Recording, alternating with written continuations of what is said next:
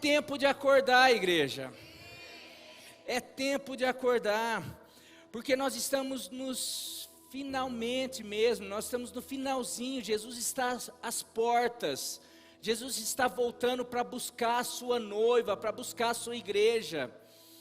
E em Mateus 24, Marcos capítulo 13, no capítulo 24 de Mateus, no capítulo 13 de Marcos, no capítulo 21 de Lucas, são capítulos que o Senhor fala sobre alguns sinais dessa vinda, dessa segunda vinda, ou da volta dele, do final dos tempos, do final dessa era, desse reino que a gente vive.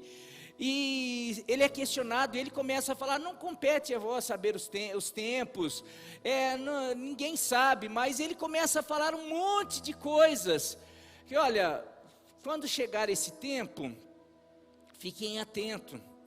E quais algumas coisas desse tempo do fim? Eu vou falar para você perceber, nesses capítulos, o que é abordado: guerras e rumores de guerra, guerras emocionais, guerras mentais, fome, pragas, pestes, catástrofes naturais, perseguição religiosa, o aumento de falsos mestres, ou falsos profetas, ou falsas doutrinas, o aumento da maldade, a maldade do homem aumentando, o amor do ser humano, o amor se esvaindo, se esfriando. A gente percebe, as pessoas parecem que não tem mais amor, nem na sua família. Hoje as pessoas viram as costas para os seus pais, para os seus familiares, para os seus filhos, com a maior facilidade. Mas está sofrendo, tem problema, cada um por si. O egoísmo, o importante é que tá ruim para mim, então tá ruim para mim, que se dane, que se exploda os outros. O amor está se esfriando, por conta disso, traições, violência, a apostasia, que é pessoas que conhecem, que experimentaram a verdade, que conhecem a verdade, mas que começa você quer saber, me esfriei, cansei, você quer saber, acho que não é, eu acreditava, mas hoje eu não acredito mais. Eu caminhava com Jesus, mas hoje, quantas pessoas, eu era pastor, mas hoje eu descobri que tem algumas coisas que eu gosto de viver, que acho que eu prefiro isso. Mas para não falar que eu apostatei, eu crio uma doutrina que aceita o meu pecado, tudo que eu quero viver. Isso é apostasia. Várias doutrinas, vários falsos mestres, mas na verdade, consequência da apostasia, o homem abandonando as igrejas, se esvaziando, pelo menos as igrejas que falam, que tem profetas, que falam a verdade, não aquelas que só massageiam o ego das pessoas, que falam, você precisa ter compromisso, apostasia, etc. e tal. Esses capítulos, Jesus falando. Agora, a pergunta que eu faço: nós não estamos vivendo esse tempo? Daí você pode falar assim: não, Marinho, mas Jesus falou, quando chegar isso ainda não é o fim. Ele fala de algumas coisas. Apostasia é a característica, guerras e rumores, ainda não é o fim. Daí ele vai e fala assim: mas quando que é o dia? Ele fala, o dia nem o pai, nem o filho sabe, nem os anjos, ninguém sabe. Mas vai ser como um ladrão na noite. Vai ser como um raio que sai do oriente e vem para o ocidente. Vai ser num piscar de olhos, vai ser assim, ó, pá. Ou seja, eu estou dando algumas dicas, mas vocês não querem que eu fale assim, ó, vai estar vivendo tudo isso e vai chegar um determinado momento, pá, Porque vocês precisam estar vigilantes. Se o ladrão soubesse a hora que o dono volta, ele não ia entrar, ou seja, vocês precisam, não dá, você precisa vigiar o tempo inteiro. Daí ele fala algo que a gente vai ler e que eu quero meditar. Ele fala assim, olha, nós não sabemos, mas vai ser como um raio, vai ser um piscar de olhos. E ele fala o texto que nós vamos ler aqui. Lucas 17, 26 a 30. Como que vai ser? Vai ser como um raio, vai ser um piscar de olhos, vai ser logo após essas características, mas vai ser assim como foi nos dias de Noé, também será nos dias do Filho do Homem, ou na vinda do Filho do Homem. O povo vivia comendo, bebendo, casando-se e sendo dado em casamento, até o dia em que Noé entrou na arca. Então veio o dilúvio e os destruiu a todos. Aconteceu a mesma coisa nos dias de Ló. O povo estava comendo e bebendo, comprando e vendendo, plantando e construindo, trabalhando. Mas no dia em que Ló saiu de Sodoma, choveu fogo e enxofre do céu e os destruiu a todos. Acontecerá exatamente assim no dia em que o Filho do Homem for revelado. É uma passagem muito séria. Ele está falando assim, ele está falando sobre o dia do juízo. Porque tanto na época de Noé, como na época de Ló, Deus mandou um juízo sobre aquele povo, por causa de características que eles estavam vivendo, por causa da iniquidade, por causa de algumas coisas. Mas aqui ele não entra nos pecados ou na iniquidade. Ele fala só sobre algumas atividades corriqueiras, atividades que não são pecados, atividades do dia a dia. Mas ele fala que enquanto esse povo vivia o dia a dia, o juízo veio sem que eles percebessem. E vai ser assim nessa volta, ou nesse fim dos dias, nesse fim dessa era. O juízo final vai ser da mesma maneira. O povo vai estar despercebido, não vai estar reparando naquilo que era para estar, não vai estar percebendo um monte de sinal, não vão estar percebendo gente construindo arca, não vai estar percebendo a iniquidade, anjos batendo as portas e falando. Não, mas o que você está fazendo? Eu estou trabalhando, estou casando, estou não sei o que, O que Jesus está falando, fala assim, olha, a vinda do Filho do Homem vai vir enquanto o pessoal estiver dormindo.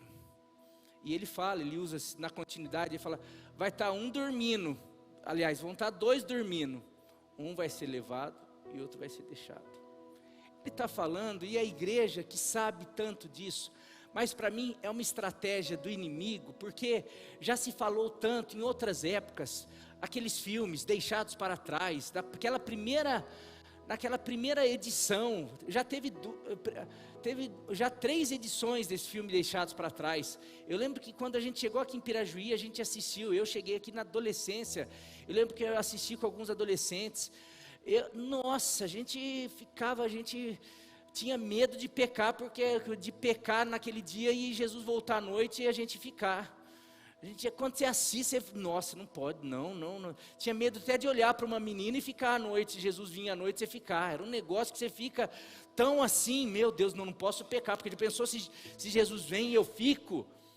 Mas daí de tanto já ter se falado nisso, não, porque Jesus vem agora, Jesus vem depois, vai ser no ano 2000, na virada do milênio, vai ser o bug do milênio, bug do milênio, né, vai ser, daí vai ser 2012, saiu o filme 2012, não vai ser 2012 mais, agora vai ser 2000, gente, você quer saber, não vai ser, acho que é papo, é igual Noé construindo a arca, mas gente, não tem sinal de chuva. Eu acho que em alguns momentos, quando Noé falou, quando Noé, no começo, eu acho que eles até começaram assim, puxa, será, tal. Mas daí começa e passa o tempo, o pessoal, a gente tem a tendência de começar, porque quando você assiste o filme, no dia seguinte, você assiste a ressurreição de Jesus, aquele filme do Mel Gibson lá, quando todo mundo assistiu. Logo quando saiu aqueles filmes, as igrejas encheram, as católicas, as evangélicas, todo mundo. Nossa, todo mundo lembra que Jesus sofreu. Ai, a gente precisa, nossa, realmente, olha o que ele fez por mim. Vamos para a igreja. Passa 2 semanas, está todo mundo nem lembrando o que ele fez, nem lembra de Jesus. É assim, a gente esquece. Mas o que a gente não esquece? Não esquece que tem que trabalhar, que tem que comer, que tem que casar, que tem que fazer, não sei o que, e assim por diante. Eu queria falar algumas coisas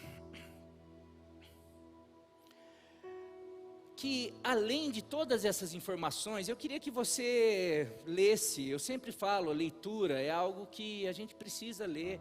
Não tem como um cristão ser firme com Deus se não lê a Bíblia, se não busca se alimentar. Leia Mateus 24, Marcos 13, Lucas 21, mas de tudo isso, para mim o mais sério, e para mim o que hoje eu quero que você saia daqui, peraí, é sobre esse texto. Nada de todos esses, de guerra, de fome, de praga, de catástrofe naturais, de perseguição, tudo isso, nada me deixa mais preocupado do que esse texto. Vai ser como nos dias de Noé e como nos dias de Ló. Esses dias, e eu falei no final da pregação domingo passado, eu citei isso daí, porque isso está me tirando o sono, isso está me deixando assim, como profeta, como alguém que tem responsabilidade sobre o povo de Deus, como eu preciso alertar, preciso fazer, preciso falar. E eu queria ver algumas coisas, todas essas informações que eu passei para você, e mais dezenas de textos e passagens sobre a vigilância, que Deus fala que a gente é para a gente estar atento. A parábola das 10 virgens, e as virgens representam a igreja, não é o mundo. Virgem representava a igreja, o povo separado, mas 5 estavam dormindo, eram nécias, eram assim que não estavam atentas, e ficaram. São várias passagens, como eu falei, dezenas de textos, passagens, que o próprio Jesus, depois os apóstolos falando, igreja, vamos ficar atento, vamos vigiar, vamos orar, Jesus está às portas. Se você pensar, se você pegar as cartas, o apóstolo Paulo, o apóstolo Pedro, todas as cartas, Jesus tinha acabado de ir, e eles já estavam, Jesus pode voltar a qualquer momento. Não, gente, não, mas essa perseguição, enfrenta, porque Jesus está às portas. Mas esse desânimo, e essas perdas, e essas dificuldades, não, vamos lá, continue firme, perseverantes no Senhor, sempre abundantes, porque Jesus está voltando. Desde lá, há 10 anos depois de Jesus, 100 anos, 200 anos, a igreja tem que estar vigilantes, atenta. Mas depois de 2000 anos, parece que, será que não é conto da carrochinha? Será que não é historinha? Será que não é igual a historinha do Pinóquio? Será que vai acontecer? Será que então, enquanto não acontece, deixa eu me preocupar com as minhas coisas aqui. Deixa o azeite para depois. Deixa o reino para depois. Deixa a minha responsabilidade, deixa a santificação, sem a qual ninguém verá o Senhor, para depois. Mas se o Senhor voltar hoje, sem a santificação eu não posso ver o Senhor. Então eu precisaria estar me santificando, ou estar permitindo o Espírito me santificar, estar nesse processo, porque se o Senhor voltar hoje, eu quero ver o Senhor. Eu não quero ser as 10 virgens. Mas com tudo isso, parece que a igreja não anda lendo esses textos, ou se lê, ignora. Parece que não estão ouvindo os pastores, os profetas, porque vivem como, Marinho, não é assim não. Então vamos lá, como nos dias de Noé. Peguei 3 características dessa geração, para você ver se tem a ver com a nossa geração. Por isso Jesus falou que a sua volta seria como nos tempos de Noé e de Ló. Quais características? Primeira característica, uma geração guiada por suas paixões. Tanto a geração de Noé quanto a geração de Ló, tanto a geração de Noé quanto a geração de Sodoma e Gomorra, era uma geração que seguia o seu coração. O que você tem vontade?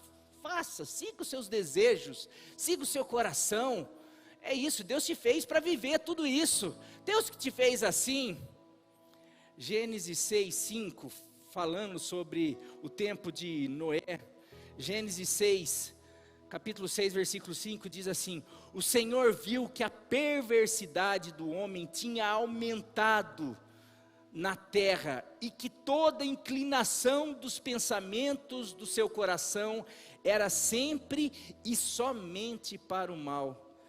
Parece que está falando da nossa geração, ou é da geração de Noé? Porque hoje você percebe a inclinação do homem. Não, você começa a perceber como que um cara responsável por cuidar de uma paciente, no estado ali que ele é responsável para cuidar da sua saúde, consegue numa fragilidade violentar uma mulher, sabe? Mas daí você vai falar, não, isso é uma unhinha perto das coisas, das aberrações que tem acontecido. Sabe por quê? Porque o homem tem seguido seus instintos, esse instinto que nós herdamos da natureza pecaminosa.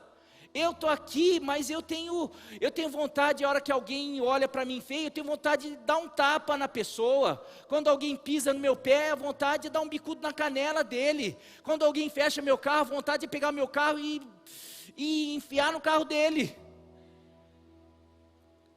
E era isso que acontecia na época de Noé, a violência se aumentando. No trânsito, pegando revólver, atirando. Falou, criticou, mexeu, é tapa, é soco, é tudo, é atirar, vamos matar, não tem, não, mas espera, isso daí, não pode, a gente não foi criado para isso, o outro é a imagem e semelhança de Deus, eu não posso matar, eu não posso roubar, eu não posso, não, isso daí não, siga os seus impulsos, não, eu gosto disso, eu gosto do sexo assim, eu gosto do sexo assado, eu tenho inclinação para isso, eu acho que isso que é melhor, eu acho que eu vou ser feliz se eu fizer sexo dessa maneira, se eu gostar disso, siga isso. É o que o pessoal de Sodoma na época de Ló fazia. Não, olha, Deus te criou para isso, não, mas eu quero agora, a minha atração é essa. Porque eu já deitei com homem, já deitei com mulher, agora eu quero deitar com 5, quero deitar com os 2 ao mesmo tempo, eu quero fazer um monte de coisa, porque nada mais me satisfaz. Não, agora, não, você é para o teu marido é para você, para a esposa é para... Não, não tem mais, todo mundo é todo mundo. É assim, só que isso daí subiu até Deus. Deus começou a falar, o que é isso? Foi inclinado, esse povo está seguindo essa inclinação, precisa vir um juízo sobre isso daí. Orgulho, egoísmo, violência, depravação sexual, uma geração assim. O homem vivia como queria, não tinha norma, não tinha regra, não tinha princípio, não tinha valor, tinha perdido tudo isso. Olha, eu já li esse texto semana passada, Ezequiel 16, 49 e 50, falando sobre Sodoma. Ora, esse foi o pecado de sua irmã Sodoma, ela e suas filhas eram arrogantes, orgulhosas, prepotentes, tinham fartura de comida e viviam despreocupadas, não ajudavam os pobres e os necessitados, eram egoístas, eram altivas e cometeram práticas repugnantes diante de mim. Por isso eu me desfiz delas, conforme você viu. Por isso eu mandei juízo. porque estava num ponto que não dava mais. Eu não sei você, mas de vez em quando eu fico vendo e pensando algumas coisas, eu falei, Senhor, não sei até quando vai esse mundo. E daí você vai lá eu vou ler um texto em Pedro, 2 Pedro, que fala que o justo Ló não conseguia dormir de ver as coisas que aconteciam lá. Ele ficava incomodado, ele ficava, não sei você, mas eu chego em casa lá, minha mãe fica assim, qual é o texto que ela fala? As coisas espantosas e horrendas têm, aonde que é esse texto? Isaías, coisas espantosas e horrendas se andam fazendo na terra. Minha mãe vira e mexe, eu vou lá, ela vê uma reportagem, ela vê um negócio, ela vê uma situação, a gente conta para ela, ela fala, coisas espantosas e horrendas se andam fazendo na terra. Você acha que esse texto é atual? Tem coisas espantosas e horrendas acontecendo na nossa geração? Era isso que acontecia nessa geração. A nossa geração vive guiada pelas suas paixões. Eu gosto, eu quero. Não, quem que vai me impedir? Você lembra quando a Xuxa falava, tem até música, siga o teu destino, siga o teu coração, é assim, isso que ensina. E a Bíblia fala que o teu coração é enganoso, que os nossos sentimentos, essas paixões, são a herança do pecado, e ele precisa ser dominado pelo Espírito. Mas a gente está na igreja e, não, mas eu tenho vontade, eu quero aquilo, eu ouço sobre o Espírito, mas de alguma maneira eu saio daqui e vivo na verdade o que eu quero. Eu sou ganancioso, eu quero só dinheiro, eu não quero repartir, eu não quero partilhar, eu quero tudo para mim, meu, e eu vivo assim. Não, mas o Espírito quer mudar você. Hoje eu assisto, é assim, cada um por si, Deus por todos. É assim, cada um, povo que é vagabundo, povo que não sei o quê. É assim, a gente vai vivendo, cada um na sua. Segundo, uma geração presa às coisas terrenas, conta dos seus desejos. Era uma geração presa às coisas terrenas. O povo vivia comendo, bebendo, casando, comprando, vendendo, festejando, construindo. Pastor, mas isso é pecado? Isso tem problema? De jeito nenhum, meu querido. Não que isso seja errado ou pecado. O problema é quando a nossa vida passa a girar em torno dessas coisas. Nossa vida só gira em torno disso. E perdemos o foco do espiritual. A gente acha que a nossa vida é só isso, que a gente é só corpo, é só bunda, é só peito, é só físico, é só, isso, é prazer, é sexo, é diversão, é dinheiro, tudo.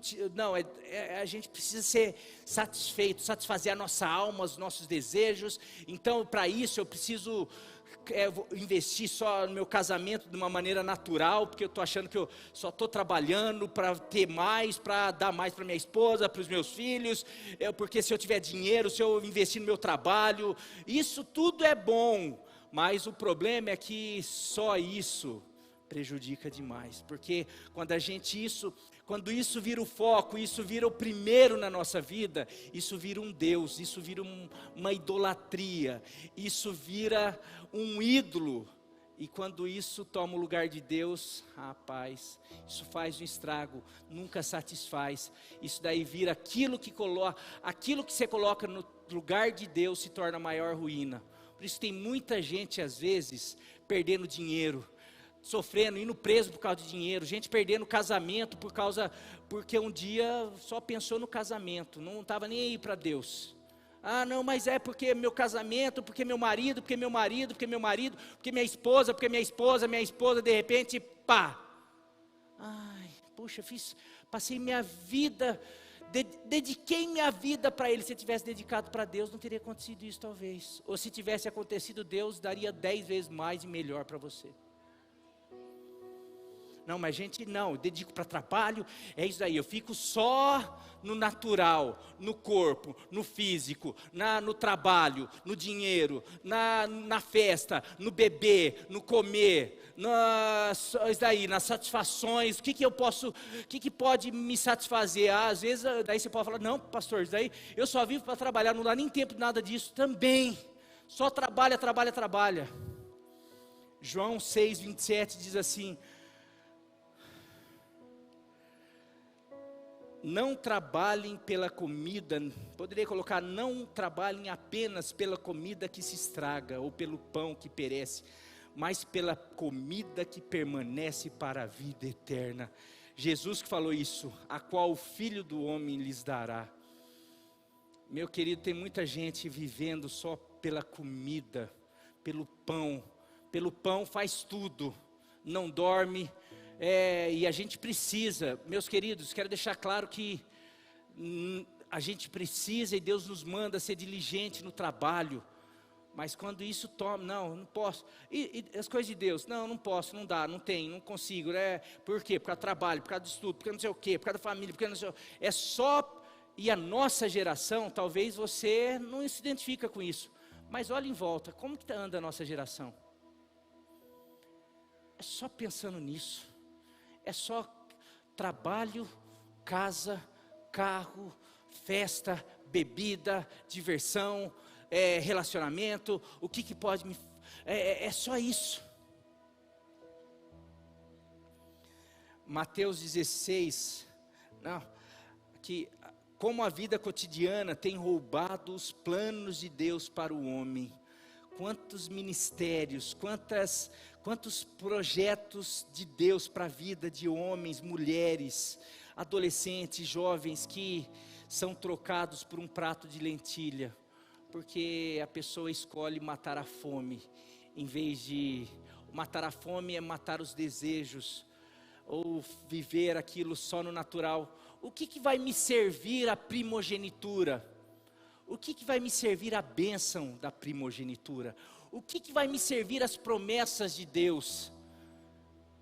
O que eu preciso é de algo palpável. Olha o prato de lentilha aqui, ó. O que eu preciso é de dinheiro. O que eu preciso é de diploma. O que eu preciso é de coisas palpáveis. Nada é mais palpável do que a bênção de Deus sobre a tua vida, porque é ela que enriquece e não traz dores. Tem muita coisa palpável que aparenta ser bênção, mas lá na frente te traz muita dor, te traz muito prejuízo. Tem trazido muito prejuízo, além de trazer juízo, por ter sido colocado no lugar da bênção de Deus. Esaú, você ter certeza? Não, eu prefiro. O que vai me adiantar? Eu troco facilmente a bênção de Deus por um prato de lentilha. Por isso que Deus é o Deus de Isaac, de Deus de Abraão, Isaac e Jacó. Não é o Deus de Abraão, Isaac e Esaú. Porque Esaú perdeu. Porque ele trocou. Ele só ficou pensando no aqui e no agora. Na comida, no pão, no natural. Nós não fomos chamados para viver só do natural. Aliás, nós somos chamados para viver o sobrenatural, porque nós somos forasteiros nessa vida natural. A nossa vida já está escondida em Cristo. A nossa vida é uma vida eterna, é uma vida que vai durar para sempre. Então, tudo que isso daqui é passageiro, por isso que não nos satisfaz, por isso que não devia nos prender tanto como tem prendido. Nunca teve uma igreja tão terrena como a nossa, da nossa geração. É uma igreja que não sonha com o sobrenatural, não sonha em conquistar as almas, não sonha em ver um cego enxergando, um paralítico andando, não sonha em conquistar o seu bairro, a sua família. Sonha com o quê? Com o diploma, com a casa, com o carro. Nós precisamos voltar a sonhar com vidas, com almas, com aquilo que o Senhor, que Ele veio, morreu numa cruz para isso, para conquistar vidas, para levar com Ele para o céu. Nós precisamos voltar a sonhar, e se nós formos espirituais, nos tornarmos espirituais, se o Espírito começar a nos encher e tomar conta, nós vamos ter a mente de Cristo. E sabe aonde Cristo vai levar a nossa mente? Para o alto, aonde Ele está.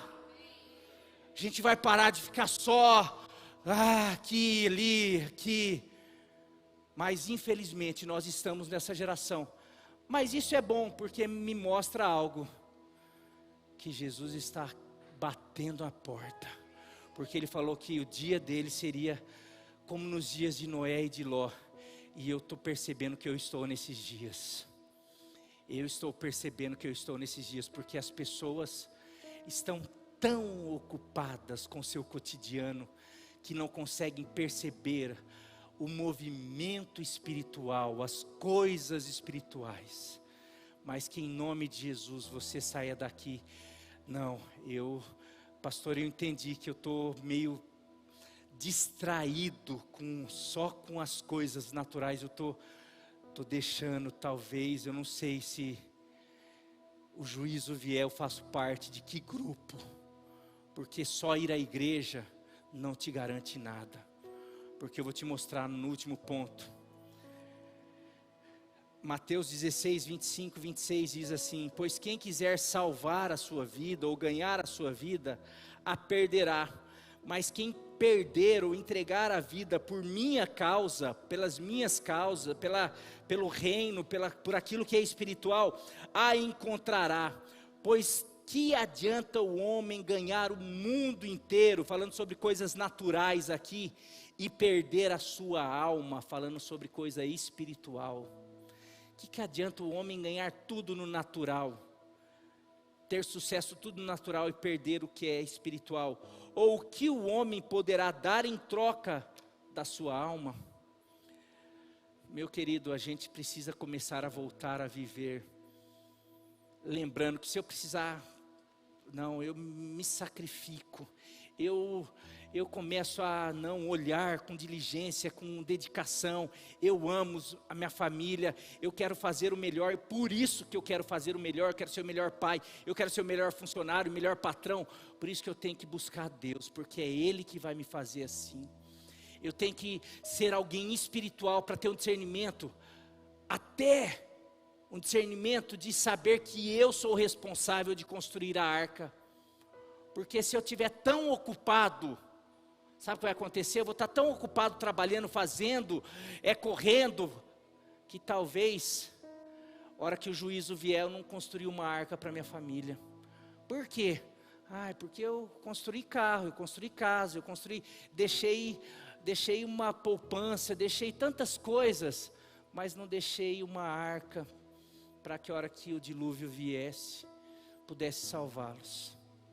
Por isso que a gente precisa, meu querido, começar a ficar mais atento como igreja, porque a gente tem feito tudo, e a gente sabe, eu faço, você faz, a gente tem feito tudo pela nossa família, mas às vezes a gente tem esquecido, a gente tem se preocupado com a saúde física, o melhor plano de saúde, a gente tem preocupado com a casa, a gente tem preocupado com o estudo, mas a gente às vezes tem negligenciado a fé, que seria a arca, que pode, se amanhã depois o dilúvio bater na porta, que está para bater, eu sei que o meu filho vai ter uma arca para entrar, minha esposa, minha família, porque eu não fui negligente, eu não fiquei pensando só no natural, eu fui diligente, eu fui como Noé, eu fui como Ló, eu me preocupei com a minha família.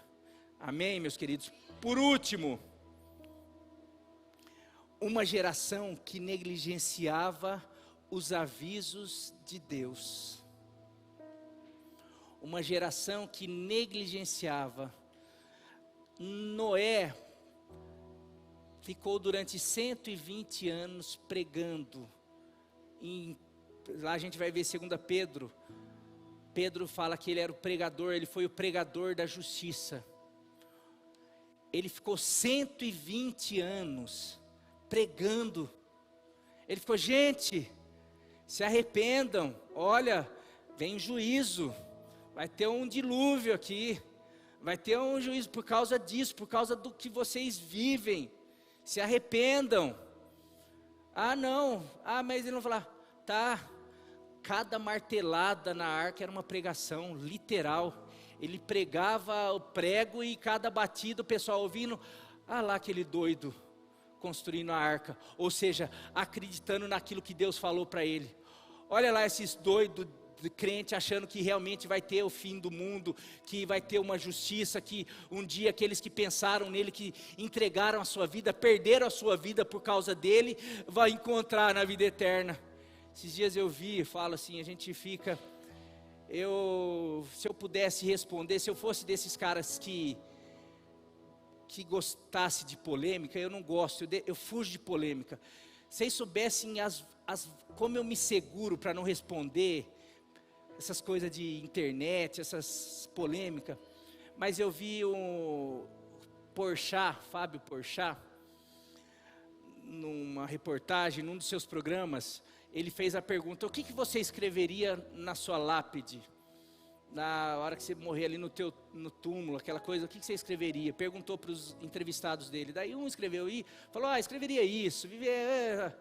Daí perguntaram, e você? Ele falou, eu escreveria, tá vendo? Eu avisei, não tem nada depois daqui. Ele falou, daí ele não para aí, ele fala assim, o problema do ateu é que, infelizmente, não é possível voltar para contar, porque a coisa que o ateu mais deseja é poder voltar para comprovar que não existe mais nada depois da morte. Se eu fosse digitar, eu falei, é que vocês são bobinhos, porque o único que voltou depois da morte, ele tem falado. O ateu, ele não pode voltar depois da morte, mas o único que voltou depois da morte, vocês não acreditam, porque ele fala, teve um que voltou depois da morte, e deixou muito claro, o que tem depois da morte, ter uma vida abundante, me esperando você, sabe, a gente fica com essa, por isso que eu falo, você acha mesmo que aqueles 12 discípulos, os apóstolos, eles foram doidos, insanos, de todos morrerem como mártires? Um perdeu a cabeça, outro foi enforcado, outro foi jogado num caldeirão quente, outro foi apedrejado, outro foi enforcado, outro foi crucificado de cabeça para baixo. O que essa turma, eles literalmente, eu quero perder essa vida, estou perdendo por amor a Cristo, porque eu quero ganhar, não é porque eu quero perder. Crente não é bobo. Crente não é bobo, tem gente que acha que crente é bobo. Está se privando disso do quê? De 10 anos, porque depois de 15 anos, 20 anos, você já está tem um monte de gente aí que curtiu a vida pra caramba aí, está lá, agora está com seus 50, 60 anos lá, não tem ninguém que quer ficar do lado dele, não acha mais mulher, não construiu uma família, não tem filho, ou se tem filho, os filhos não querem nem ver pintar de ouro, porque foi um péssimo pai, foi um péssimo marido, porque quis curtir a vida, já está assim, já está lá, e aí? Agora e a vida? Eu que sou bobo de construir uma família, de construir aquilo que Jesus falou para eu estou perdendo. Você acha que isso é perder vida? Perder vida é você colocar a tua vida na mão do capeta, para fazer tudo que ele induziu você. E o ser humano não consegue perceber um texto que tem na Bíblia, tem 2 textos, que fala que Satanás, ele é sedutor, ele ilude, e daí é só para você parar para pensar, como que ele consegue convencer 1/3 dos anjos que foram criados por Deus, que tinha acesso a Deus, que viu tudo que Deus, que contemplava, que assistia Deus lá na eternidade, que sabia tudo, de repente esse Lúcifer, ele consegue convencer uma rebelião lá, consegue convencer 1/3 dos anjos a falar assim, gente, não vale a pena seguir não, vamos lá, vamos seguir, segue a mim. O cara, esse capeta, ele é sedutor, ele engana, e está o mundo inteiro lá, o inferno que é gostoso, eu não quero ir para o céu não, porque no inferno vai ter churrasco, vai ter samba, vai ter mulher, vai ter cerveja, vai ter um monte de gente que vai, a hora que chegar lá vai ver, puxa, me enganaram, hein, cadê o samba, cadê as mulheres, só tem bicho me comendo, vai lá ver o que a Bíblia fala, mas não quer acreditar na Bíblia, quer curtir a vida aqui. E o problema diz que o dilúvio está vindo. A hora que perceber, a hora que ficar desesperado para entrar na arca, a arca já foi. Porque hoje a arca está aqui. Hoje a arca é Jesus Cristo. Ele veio dar vida, Ele veio dar a oportunidade de eu entrar na arca, de você, de todos, todo aquele que crê. E nós precisamos perceber isso e parar de só viver essa vida e lembrar que nós temos uma responsabilidade. Ah, Marinho, eu estou tranquilo porque eu já entrei na arca. Você já entrou? E você está sendo um profeta dessa geração? Você está sendo um discípulo? Porque Ele falou, eu envio vocês, vão por todo mundo, preguem o Evangelho. Não, você está pregando? Porque os discípulos seguiam Jesus. A multidão só ficava assim, olhando, curtia, olha, recebi um milagre, fazia. Tem muita gente na igreja que é multidão e acha que é discípulo. A diferença de multidão e discípulo é que multidão gosta, acha interessante Jesus, que é o pão que Jesus multiplica, que é os milagres, que é a bênção. Mas a hora que Jesus fala, olha, agora vocês vão ter que ficar 10 dias, 10 dias não, vocês vão ter que ficar no cenáculo lá em comunhão, orando, me buscando, até que do alto vocês sejam revestidos. E depois vocês vão ter que sofrer, padecer em meu nome, para levar esse evangelho para toda criatura. Ah, não, um monte de gente, cadê aquela turma? Todo mundo, não, olha, multidão não é só participar de igreja. Multidão, não é só ficar cuidando, eu vou na igreja porque eu quero que Deus abençoe minha casa, eu vou na igreja porque eu quero que Deus abençoe o meu casamento, eu quero, porque na minha vida, o meu pensamento é só aqui, se há uma multidão. Você quer ser discípulo, você tem que começar a colocar Deus em primeiro lugar na tua vida, e falar, Deus, eis-me aqui, eu quero sim, até mesmo eu quero cuidar da minha família, porque isso é o Senhor que me ensina. Então eu quero ser o melhor marido, eu quero ser um marido fiel, amoroso, eu quero ser um pai que ama, que cuida, que provê, que trabalha. Mas eu quero, acima de tudo, saber que eu preciso do teu espírito, eu preciso cuidar do meu espírito. Eu preciso construir a arca para minha família, eu preciso orar pela minha família, eu preciso conduzir os meus filhos para conhecer o Senhor. Não é só conhecer matemática, não é só conhecer o direito, não é só conhecer a medicina, é conhecer o Senhor, aquilo que o Senhor fez, porque senão, a hora que o juízo vier, não vai ter diploma para falar assim, não, olha aqui, eu sou isso, não, olha minha casa, eu dou minha casa, não tem jeito, tudo que você fez, de repente ruiu, e é isso que acontece, e tem acontecido. 2 Pedro 2, 5 e 9, diz assim, Ele não poupou o mundo antigo, e se você ler esses, 1 Pedro 4, vai falar sobre a importância, Pedro falando que a gente precisa viver uma vida para Deus, e no final do capítulo 4 ele fala, porque o julgamento começa pela casa de Deus, o julgamento começa pela igreja, o juízo vai começar pela igreja, vocês vão entender por quê. Ele não poupou o mundo, agora 2 Pedro 2, 5 e 9. Ele não poupou o mundo antigo, quanto trouxe o dilúvio sobre aquele povo ímpio, mas preservou Noé, pregador da justiça, e mais 7 pessoas, a sua família. Também condenou as cidades de Sodoma e Gomorra, reduzindo-as a cinzas, tornando-as exemplo do que acontecerá aos ímpios. Mas livrou Ló, homem justo, que se afligia com os procedimentos libertinos dos que não tinham princípios morais, pois vivendo entre eles, todos os dias aquele justo se atormentava em sua alma justa, por causa das maldades que via e ouvia. Vemos, portanto, que o Senhor sabe livrar os piedosos da provação e manter em castigo os ímpios para o dia. Agora aqui vai, e eu termino. Veio juízo para aquela época de Noé. Veio juízo para Sodoma e para Gomorra. Mas só veio depois que Deus tirou Noé, e depois que Deus tirou Ló e a sua família. Porque Deus tem juízo para aqueles que realmente não entendem a vida que Deus tem para eles.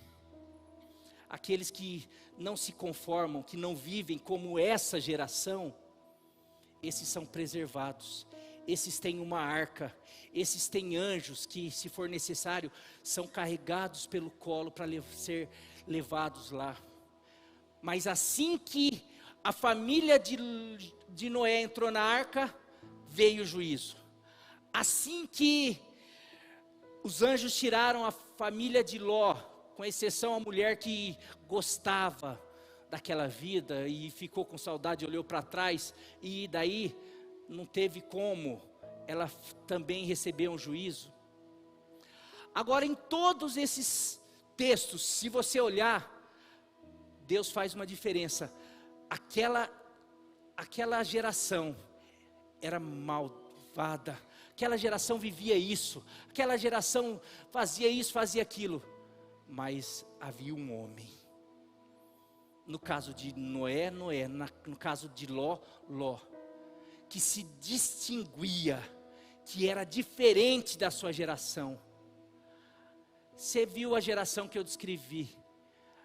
Parece a mesma geração daquela época e dessa época. E o Senhor falou que o último juízo, que é a vinda dele, vai ser como naquele tempo. Então, ou seja, é nesse tempo. A pergunta que eu faço: hoje você se distingue dessa geração como Noé e Ló se distinguia? Eu vou repetir.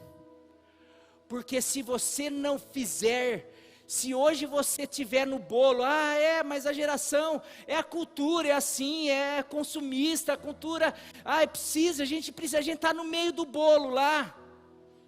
Não tem diferença entre o mundo que essa turma busca, são levados pelos prazeres, fazem o que quer, só pensam no aqui, no natural, coloca tudo isso, não ouve o profeta, os sinais, porque Deus manda sinal, Deus manda palavra, Deus manda pregador, Deus manda um monte de coisa, e aquele povo não acordou.